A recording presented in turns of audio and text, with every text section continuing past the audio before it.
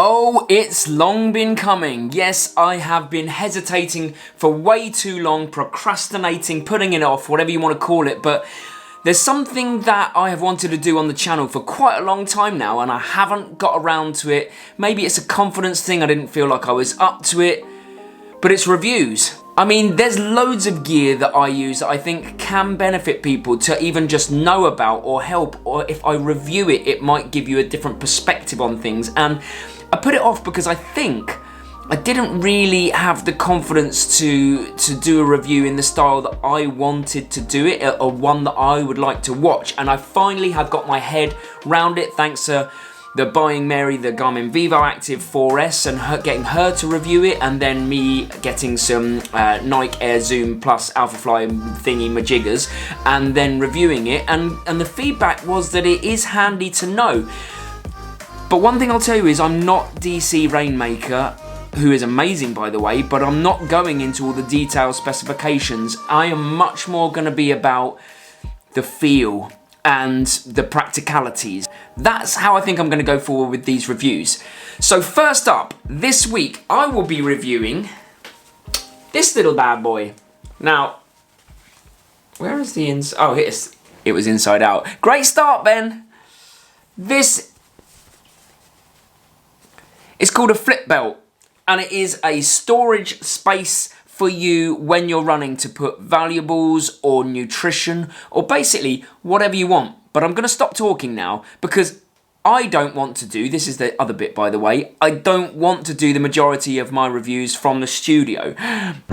Come on now, of course I'm going to do it out on the run rather than in the studio, because if you're anything like me, you want to know what it looks like while you're out running, what purpose it serves while you're out running, what it feels like, rather than what's the weight and the dimensions. And come on now. All right, the first thing is, where does it sit on me? Well, this is it on me. As you can see, it's just below, kind of stays just below my belly button. Doesn't really ride up. Sometimes when it's heavier it does, but it stays usually for me where it is. So in terms of running in comfort, I can't fault it. I've done 2 marathons in it, half marathons. I don't notice it at all, and I carry a lot in there, which is what I'll get onto now. In terms of storage space, I had to stop here because there was too much up and down jiggling about. I wanted to show you properly, but in terms of storage space, there's kind of 2 pockets, 3 entries, and on the front you have a zip pocket. This is where I put what I'm filming, the GoPro, and I put the things that I don't want to lose. If the worst comes to worst, something was to pop out, these are the things I least want to lose. So like keys, GoPro, anything like that. That's the front. On the back, you have open pockets, but they kind of clasp shut. I've never lost anything out of there. But you've got open pockets where I like to put gels, slip them in, and I keep my phone back there too. But I know the question you're asking, how much can you put in there? It's more than you think. So when I did Seville Marathon, in this flip belt went my GoPro, my phone, 6 gels, and 1 emergency packet of paracetamol, so 2 paracetamol, and the key card to my room. And did I notice that it was even on me while I was running?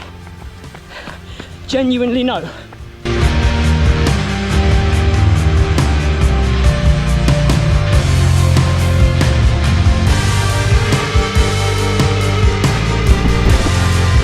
And that's kind of it, really, in terms of the feel while you're out. It's comfortable, it fits more than enough for you to run a marathon, and I'm not talking about in terms of hydration, but certainly in terms of nutrition. I have to get my water while I'm out on the marathon course, but the gel gives me the energy that I need. And in general, I can't speak highly enough of it. I've not been paid to say this, by the way, very Alan Partridge style. This is mine. I've been using it for over a year, and I just decided that now's the time to perhaps spread the word a little bit, because I really like them. But let's talk about some of the criticisms I've heard levelled at the flip belt, and also just a couple of the minor annoyances, just so you don't think it's a completely one-sided review and I'm only about the positivity. Although I'm going to say now, it is majoritively positive. The first thing is the criticism I heard levelled at most when I mentioned flip belts is that these, when they're around your waist, can ride up a little bit higher. So where they usually would sit here, they can ride up to there. But do you know what? Even when that has happened to me when I'm in a race, I haven't really noticed it to the point of annoyance. It certainly doesn't hurt, it just feels a little bit weird, but for the most part it does stay there. And I would say if you want to get it to stay there, it's about the right fit, because these come in various sizes, so it's about getting the right fit is probably the most important bit. And the other thing is that it is a little fiddly. These back bits here, if you can see the openings, they can be fiddly to get larger things in and out, so my phone doesn't fit in nicely. However, once it's in, it fits perfectly. Like, that fits nicely in the flip belt, no problems at all. It's just a little fiddly to get in and out, but it depends on what you want to use it for. And at a price point of between 20 and 30 pounds, you mustn't really grumble about these, because I know that there are a lot of belts out there for people to use, but I like the width of this one as well, because you certainly don't feel like it's a small belt rubbing along on you. The surface area is wide enough that it kind of softens that blow. Any friction is reduced, and that really helps as well. I never feel it while I'm out running in a marathon or half marathon for sure. So like I say, I wanted to be honest. I wanted to share with you the minor negatives as I see them, but still the negatives, just so that you have that balanced view of these. I would still definitely buy one if this one packed up, which it hasn't, and I've used it a lot over the last year and a half. I would still recommend these as a really good belt. And if you don't like the flip belts, if you do use them but you have an alternative, then make sure that you let me know in the comments. You know, this is just one man's opinion. This is not me saying that these are the de facto things that you've got to use.